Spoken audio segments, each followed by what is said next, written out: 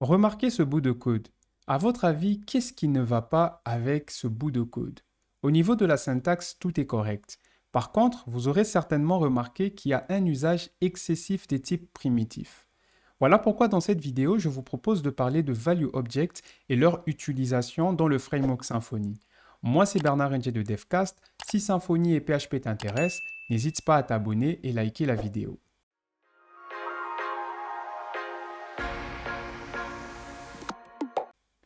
Le fait d'utiliser des types primitifs pour tout représenter, ça a un nom. En réalité, c'est un anti-pattern. Et le problème avec ça, c'est que ça induit beaucoup de problèmes dans notre façon de développer. Un manque de clarté, des erreurs fréquentes et une duplication de code. Pour revenir à l'exemple du début de la vidéo, vous allez remarquer qu'on a utilisé beaucoup des types primitifs. Ici, des entiers, des chaînes de caractères. En PHP, on n'en a pas beaucoup. On a des entiers, des chaînes de caractères, des floats, des types booléens également. Les types primitifs servent à représenter des valeurs simples et non des structures complexes. Lorsqu'on a une application, généralement, nous allons manipuler des structures qui sont complexes et qui nécessitent une certaine validation métier. Je vous donne un exemple d'une adresse email. Une adresse email peut être représentée par une chaîne de caractères, mais toute chaîne de caractères n'est pas une adresse email. Prenons un exemple. Vous avez ici deux variables, hello world et hello world qui est une adresse email. On sait le voir parce que le format de l'adresse email est bien respecté. Mais lorsqu'on type ces deux propriétés ou on essaie de récupérer les types, on aura chaîne de caractères pour les deux et il n'y a aucun moyen de faire la différence entre la chaîne de caractères A et la chaîne de caractères B sans pour autant faire de la validation.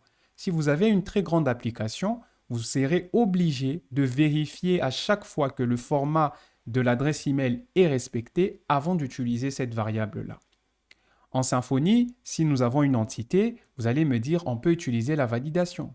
Donc on va se retrouver avec une définition comme celle-là où on aura assert email, assert note blank pour se rassurer que nous avons une adresse email et on va stocker ça en base de données en se rassurant que la valeur n'est pas nulle. Le problème avec ça, c'est que si vous oubliez d'appeler le validateur de Symfony, rien ne garantit que dans votre base de données, vous aurez une adresse email formatée correctement.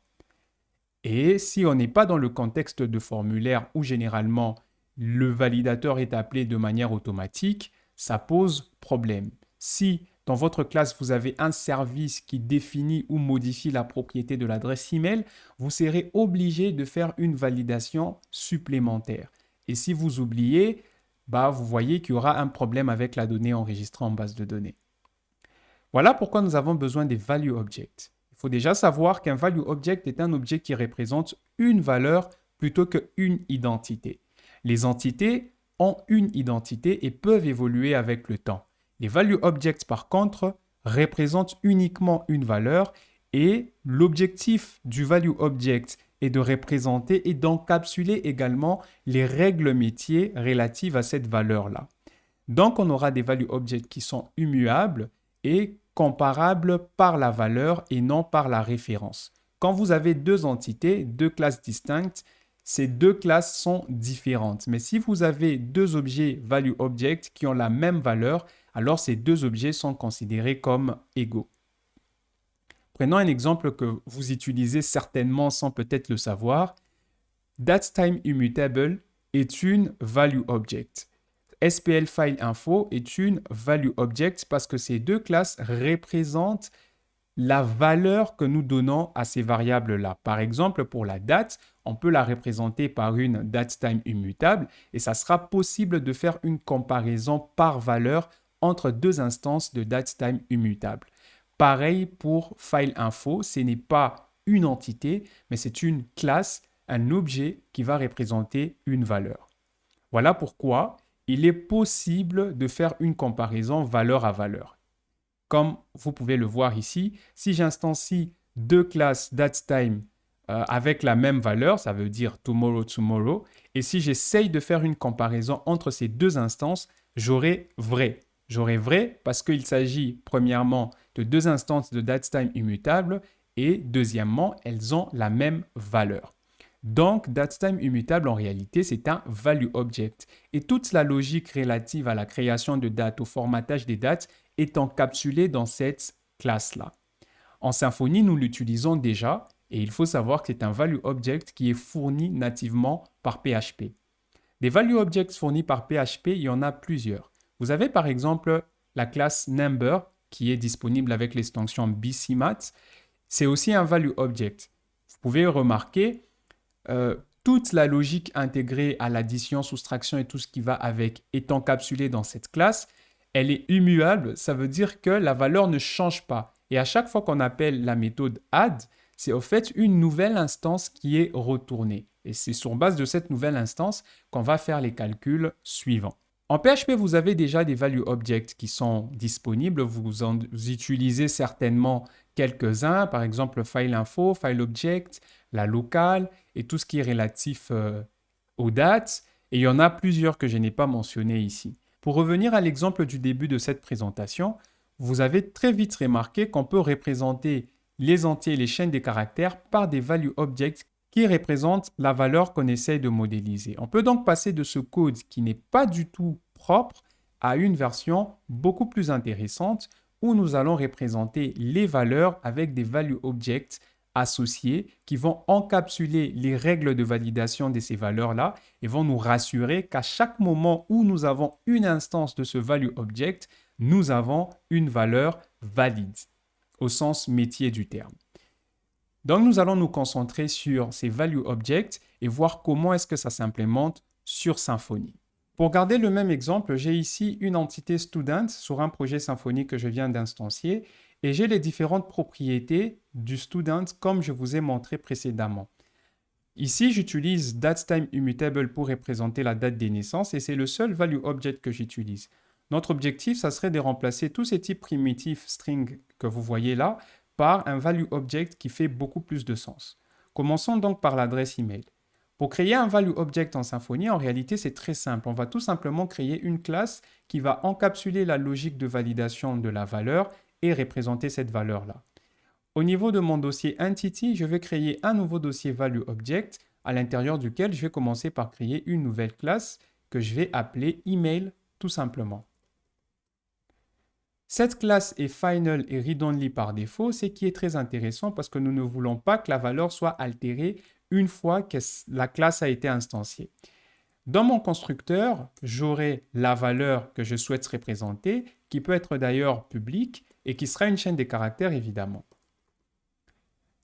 La seule différence, c'est qu'on peut maintenant valider une fois pour toutes cette valeur-là et se rassurer que si nous avons une instance qui a été créée correctement, la valeur est aussi valide. Pour ça, je peux utiliser la fonction filter_var et si la valeur ne correspond pas au filtre adresse email, filter_var est une fonction native à PHP qui nous permet de vérifier plusieurs formats de données. Ici, on peut l'utiliser pour vérifier si la chaîne de caractères est une adresse email. Si ce n'est pas le cas, on va lancer une exception. Mais si c'est le cas, ça voudra dire que cette valeur est valide et c'est tout ce qu'on a besoin de faire pour représenter notre adresse email. Retournant dans ma classe student, je peux remplacer cette chaîne de caractères par une adresse email. Et j'importe mon value object. C'est beaucoup plus classe, n'est-ce pas? Et on est d'accord, en regardant ce code, vous savez que vous aurez certainement une adresse email ou nulle. D'ailleurs, si on précise le nul, c'est à cause de doctrine. Mais on verra comment gérer ça un peu plus tard. La première question que vous pouvez vous poser, c'est bien beau de faire ça, mais comment est-ce que je sauvegarde ça en base de données? Et pour ça, vous avez deux alternatives. La première, vous pouvez créer un type personnalisé pour doctrine. Et la deuxième, vous pouvez utiliser le concept d'embeddable sur doctrine. Alors, le concept d'embeddable est plutôt intéressant et vous verrez qu'il est simple à mettre en place. Il suffit de créer une classe qui représente vos valeurs. Ici, par exemple, on a l'exemple avec la classe adresse qui représente les différentes adresses. Et on peut dire que cette classe est embeddable. Ça veut dire que ça représente une valeur et non une entité. Ensuite, on pourra avoir la définition classique au niveau des propriétés de cette classe-là. Donc, si je reviens dans mon projet, au niveau de mon adresse email, je pourrais préciser que ça aura au fait le type. Je vais importer la notation. Je pourrais préciser que ma valeur ici est une chaîne de caractères et ça sera stocké comme tel au niveau de ma base de données. ceci ne va pas fonctionner. Je vais devoir aussi préciser que ma classe email est une embeddable pour que Doctrine ait la possibilité de tout sauvegarder. Vous avez ici final qui peut déranger avec les proxys, mais comme il s'agit d'une valeur, on a tout à fait le droit d'avoir final et read-only. D'ailleurs, Doctrine supporte déjà des entités qui peuvent être read-only. Ça ne va pas poser problème à ce niveau-là. C'est tout ce que j'ai besoin de faire. Et au niveau de mon entité, vous l'aurez compris, ça ne sera plus une colonne type chaîne de caractères, mais ça sera plutôt un embedded. Et pour ça, j'utilise la notation embedded et je peux préciser la classe. La classe, ça sera tout simplement le FQCN de mon value object qui est ici email. On peut faire la même chose pour les différentes propriétés de l'adresse. Ici, je vais reprendre toutes les propriétés relatives à l'adresse qui étaient dans mon entité student et je vais les ajouter dans ma nouvelle classe adresse. Et vous pouvez évidemment faire la validation, par exemple, vous rassurer que le pays est bien un pays qui existe, etc., etc. À vous de voir. L'avantage d'avoir aussi ces value objects, vous pouvez utiliser des factories pour les créer. Ça veut dire que si vous avez une validation assez complexe, par exemple, vérifier qu'une ville existe, vous ne pouvez pas le faire au niveau de cette classe, il vous faudra un service extérieur pour le faire, eh bien, vous pouvez utiliser un factory qui va créer pour vous ce value object à votre place, ce qui est plutôt intéressant. Je vais préciser que cette classe est également un embeddable et ici, je vais importer la classe colonne. Bien, vous pouvez remarquer quelque chose, c'est que cette classe, elle est en read-only et ici, on a une propriété en private set. Ça n'a pas beaucoup de sens dans ce cas. On peut passer toutes ces valeurs en public. De toute façon, une fois que ça sera instancié, il n'y aura plus moyen de changer la valeur. Et vous voyez aussi qu'on a nul par défaut, c'est qui ne va pas marcher lorsqu'on a une classe read-only parce que les classes read-only n'acceptent pas des propriétés par défaut. Alors, qu'est-ce qu'on peut faire pour régler ce problème? On va tout simplement encapsuler tout ceci en utilisant la property promotion. Et vous voyez que ça résout notre problème. Oui, je sais, utiliser des annotations et la déclaration de propriété directement dans les constructeurs, ça fait verbeux, mais ça nous permet de régler notre problème et de garder un code qui est assez concis. Maintenant qu'on a appelé ce problème, au niveau de notre entité, je peux venir déclarer une nouvelle propriété qui sera également en private set, qui peut être nullable. Et d'ailleurs, vu que toutes les propriétés ici sont optionnelles, je peux tout simplement dire que ça ne sera jamais nullable. Et je pourrais avoir une adresse qui sera une adresse. Et par défaut, ce n'est pas encore possible de donner une valeur comme cela, malheureusement. Donc, en attendant que ça soit possible, on va créer un constructeur. Et à l'intérieur de ce constructeur, on va tout simplement dire que 10 adresses, ça sera égal à la nouvelle adresse par défaut. Comme ça, si l'adresse n'a pas été définie, toutes les propriétés seront nulles par défaut. Et ici, je vais venir préciser qu'il s'agit d'un embedded. ORM, embedded, préciser la classe, adresse, classe. Autre chose qu'on peut encore gérer, c'est la partie username. Alors, tout dépend de la logique métier que vous avez. Est-ce qu'un nom d'utilisateur respecte un certain format? Est-ce qu'il y a des caractères qui ne sont pas autorisés?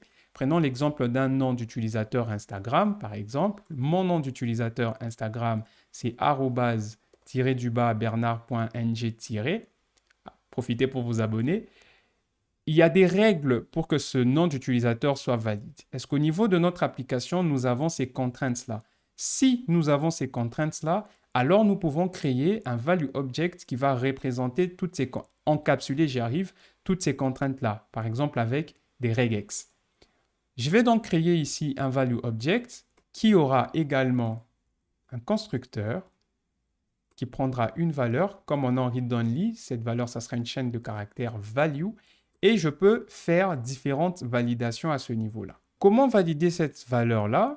Vous avez plusieurs façons de le faire. Vous pouvez faire vos propres conditions, mais une chose qu'on peut utiliser, c'est une librairie d'assertion. Les librairies d'assertion, il y en a plusieurs. Je vous recommande celle de WebMozar Assert. Vous allez voir, elle est plutôt facile à utiliser et elle permet comme ça de faire des validations assez simples. Dans la documentation, vous voyez que vous pouvez valider qu'il s'agit bien d'un entier, que c'est supérieur à une certaine valeur et c'est beaucoup utilisé dans le contexte de value object. Je vais installer cette librairie Composer Require WebMozar Assert. Quelques validations de base que nous pouvons faire sur le nom d'utilisateur. On va dire qu'on n'accepte pas des noms d'utilisateurs qui sont inférieurs à 3 caractères et qui sont supérieurs à 20 caractères. Pour représenter ces contraintes, je peux créer ici une constante, private const int, qui représente min, la valeur minimale, et une constante qui va représenter la valeur maximale. Et au moment d'instancier cette valeur, je peux sortir cette valeur de mon constructeur pour que la valeur ne soit pas directement assignée et tout simplement prendre une chaîne de caractères ici en valeur, value, et je pourrais faire les différentes validations. Je vais commencer par vérifier que cette valeur n'est pas une chaîne de caractères vide. Pour ça, je peux utiliser assert not empty et je lui passe la valeur.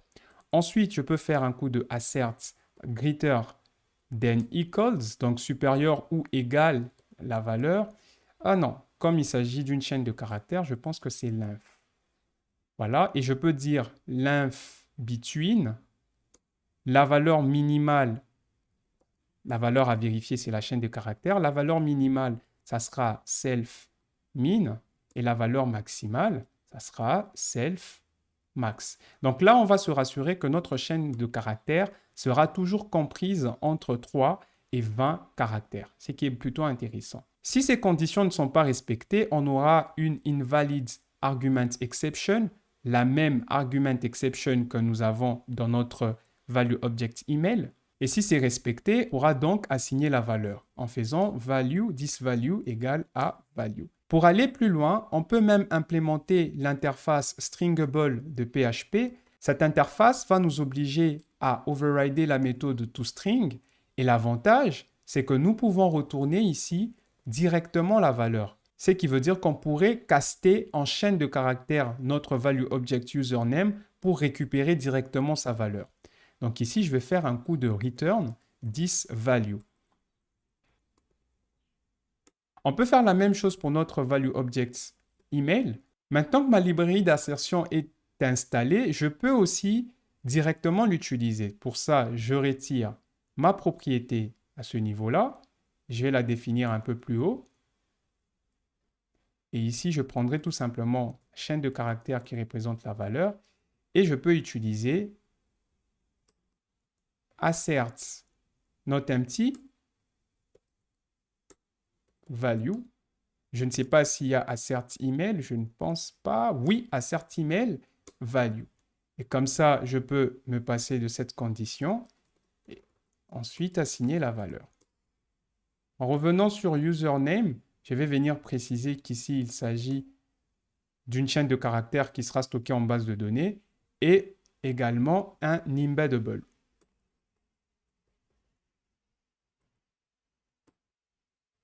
Voilà, une fois que ceci est fait, je reviens dans mon entité et je vais représenter ça par une nouvelle classe username.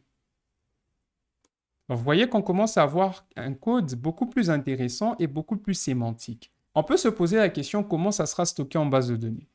Pour les setters, vous verrez qu'on prenait des chaînes de caractères en paramètres, ce qui n'est plus le cas.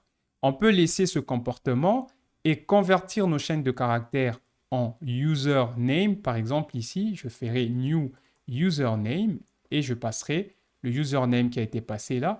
On n'aura plus besoin de faire ça parce qu'on aura directement le value object address. Donc, ça sera set address qui prendra en paramètre adresse et ça sera adresse.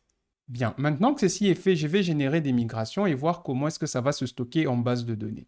Je vais donc générer les migrations et pour ça, je vais taper la commande php bin console make migration. Si je vais au niveau de mes migrations générées, vous allez voir qu'il n'y a rien de particulier et que tout est généré normalement. Au niveau de student, le username, ça reste une chaîne de caractères.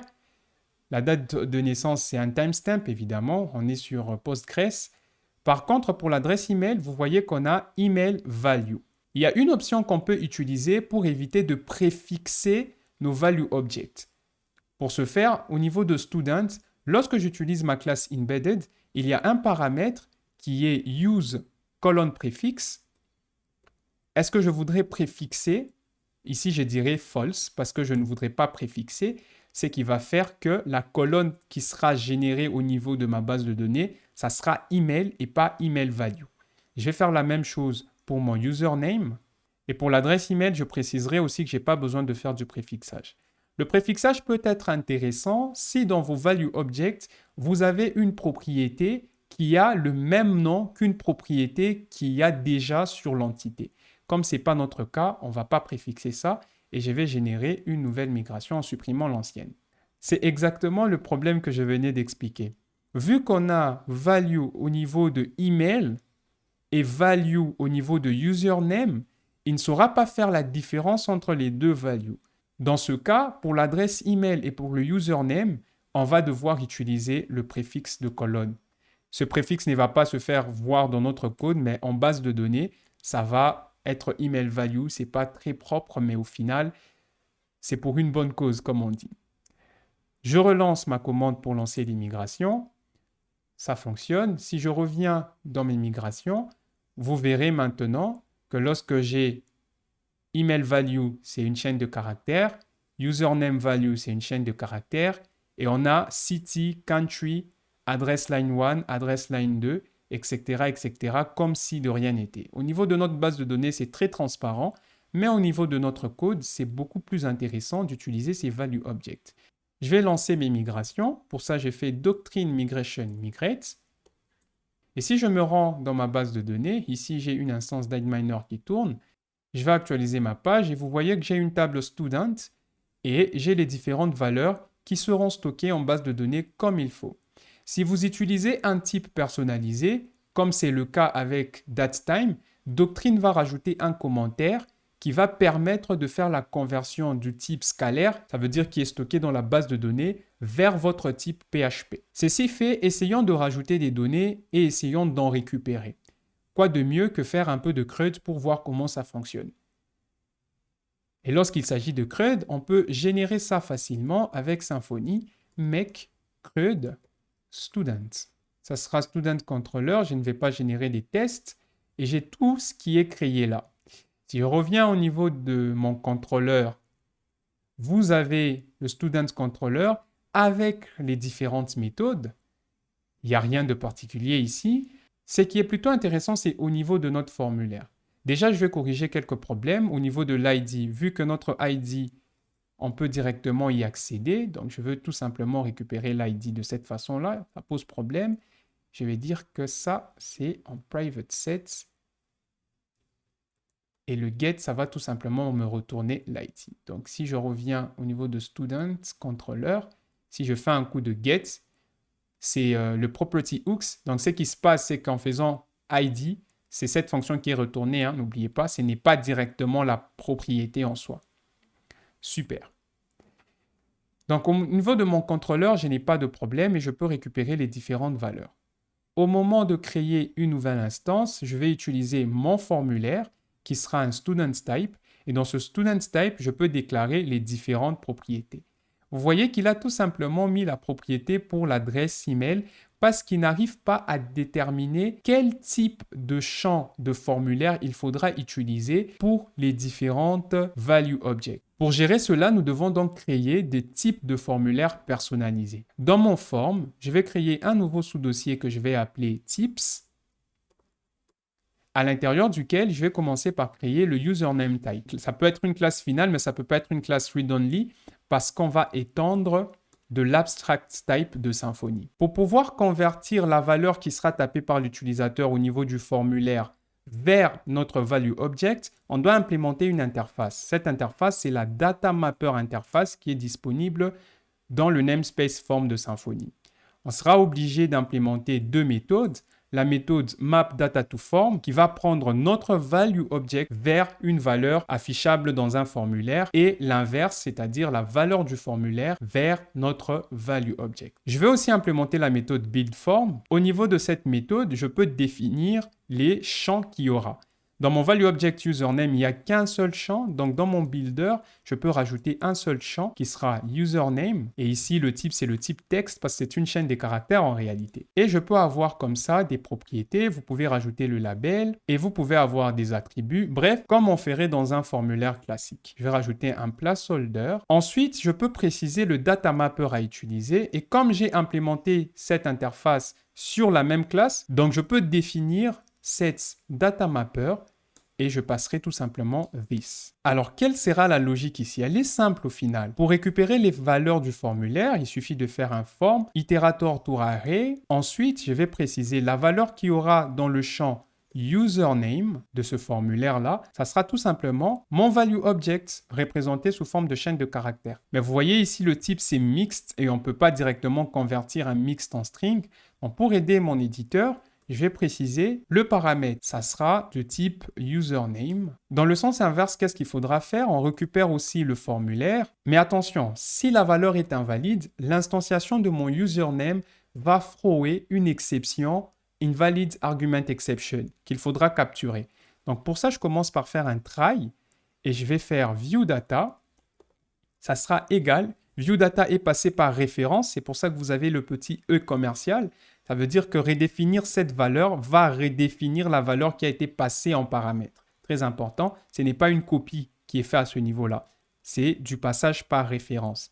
Et je peux ici instancier un nouveau username en récupérant la valeur qu'il y a dans le formulaire username. Cette exception sera lancée si la valeur du formulaire est invalide. Et l'avantage, c'est qu'on peut rajouter au niveau de notre formulaire une erreur, add error, et l'erreur qu'on va rajouter, ça sera new form error, et on va récupérer le message d'erreur de notre exception. Voilà pourquoi vous devez avoir des messages d'erreur compréhensibles pour les utilisateurs.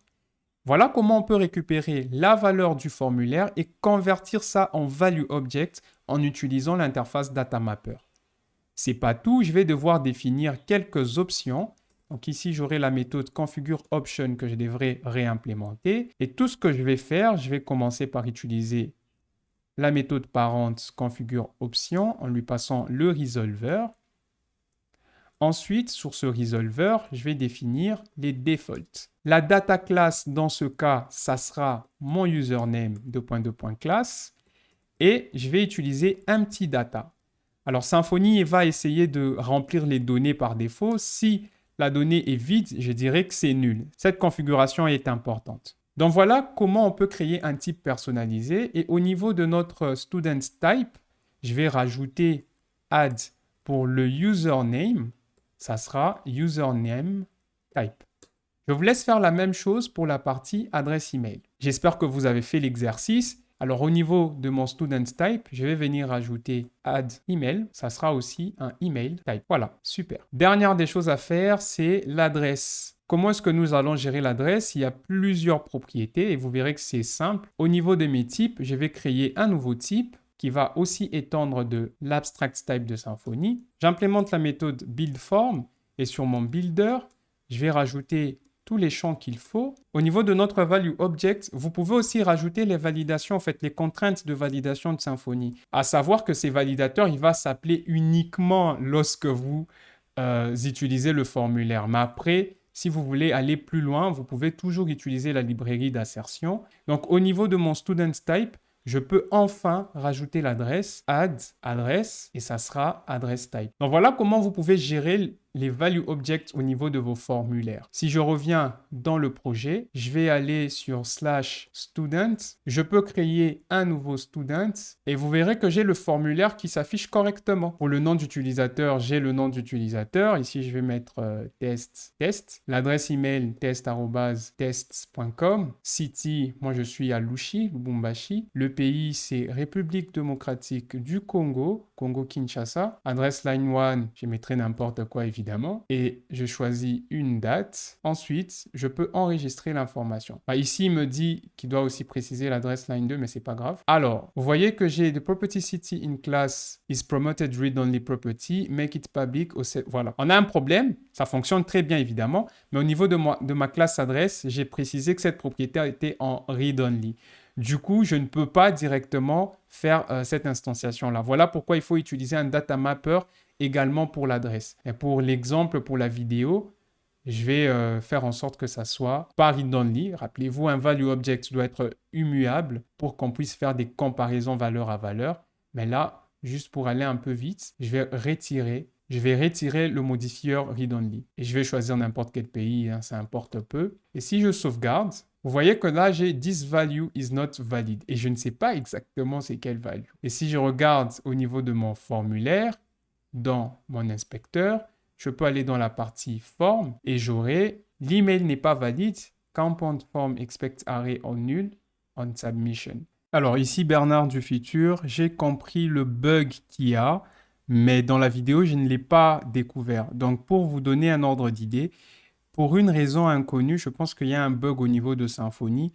En utilisant le email type, lorsque le formulaire est généré, vous allez voir que si j'essaie de créer un nouvel utilisateur, il ne génère pas comme il faut ce formulaire. Donc, regardez, là, il utilise student email. Pour le username, il tient compte du fait qu'on utilise un type propre. Donc, vous voyez qu'il y a student username, username. Et donc, le nom du champ, c'est student username, username. Par contre, à ce niveau-là, c'est student email. Ce qui fait que ce champ n'est pas reconnu. Et je ne sais pas pourquoi est-ce que c'est généré de cette façon. Je pense qu'il y a un bug. Mais dès que je corrige à ce niveau-là, vous verrez que ça s'enregistre correctement en base de données. Alors, je vais tout simplement tricher un peu. Dans le constructeur, je vais définir une nouvelle adresse email. Je vais mettre new email address. Ça sera a@a.com. Je vais carrément le retirer et je vais garder le reste. Si j'actualise, le champ, il va disparaître. Très bien. Test, test, test, test. Et je choisis la date, je soumets. Et vous voyez que ça s'enregistre correctement. Donc, les value objects sont bien prises en compte. Mais je ne sais pas pourquoi. Pour l'adresse email, ce n'est pas le cas. Je vais investiguer. Vous aurez certainement en commentaire épinglé la solution dès que je la trouve. Mais si je reviens sur mon localhost 8000, vous allez voir au niveau de ma base de données que dans mes students, dans show data, tout a été enregistré correctement. Donc, on ne tient plus compte des value objects, tout est enregistré comme il faut au niveau de la base de données. Mais après, au niveau de notre code, au niveau de notre student, on a bien nos value objects qui sont utilisés correctement. Je mettrai le lien en open source. Si jamais quelqu'un trouve le pourquoi notre email type ne fonctionne pas, ça peut être un problème au niveau de Symfony, on ne sait jamais. Ça pourrait être intéressant de mettre en commentaire cet exemple-là. C'est incroyable de finir le tuto comme ça, mais j'ai pas d'autre choix. Si la vidéo vous a plu et que vous avez appris quelque chose, n'hésitez pas à liker et vous abonner. Je vous tiendrai au courant et je vous dis à la prochaine.